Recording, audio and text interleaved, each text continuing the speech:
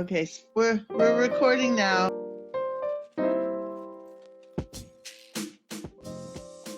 It is July 3rd, 1976, the eve of our proud nation's bicentennial, the 200th anniversary of the country's declaration of independence from British colonial rule.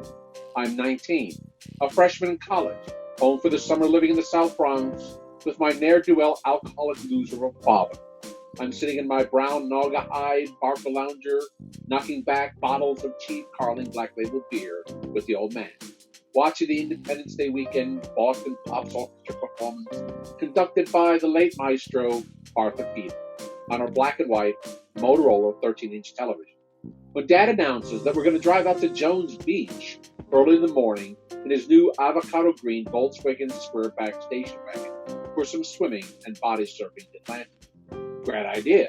So I call up my drug running and drinking buddy Joe Raddick and offer him a ride out to the Seashore State Park. He's agreeable. But after a long, dark night of heavy alcohol consumption that only ended at daybreak, the old man is too hungover or just still too drunk to get behind the wheel. He apologizes and collapses into a post-binge coma. Dad was always very patriotic. At which time, 6, 7 in the morning, I am forced to pull Joe Raddick back and cancel the plans and apologize.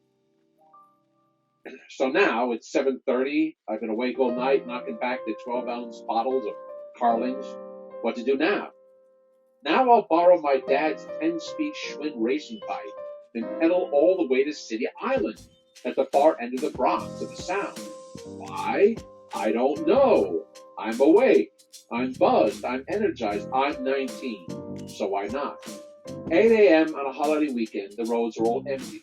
The Grand Concourse, the Fort Road, the Parkway, the City Island drawbridge along the D12 route, eventually made famous by city bus driver Robert De Niro in Chaz Palminteri's 90s film, A Bronx Tale. Now what? Travel the main drag there, City Island Avenue, from north to south. Then what? Then nothing. The place was all shut up, locked down, nobody about, nothing doing, even on July 4th. So nothing left to do but hop right back on my dad's 10-speed and head back home, retracing the same route, Drawbridge, Pelham Parkway, Fordham Road, Grand Concourse, Eastburn Avenue, and bed, a long way for nothing.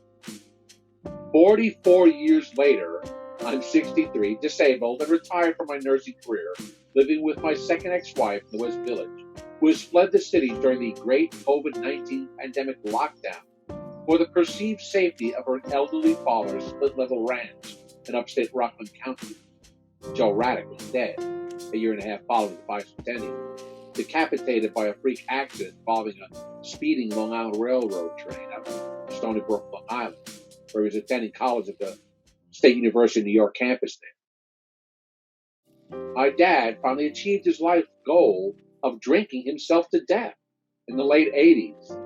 It's Memorial Day, when our country takes out time to honor our brave nation's war dead, usually with an assortment of events, flag plantings at veterans' cemeteries, VFW parades, the Indianapolis 500 auto race, and backyard barbecues, all of which have been canceled or merely postponed during the great shutdown and subsequent quarantine following the coronavirus plague of 2020.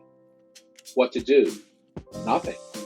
So what better way to remember the busted bicentennial beach trip to Jones Beach and bike road trip to City Island nearly a half century earlier than a camp excursion to Coney Island for Memorial Day?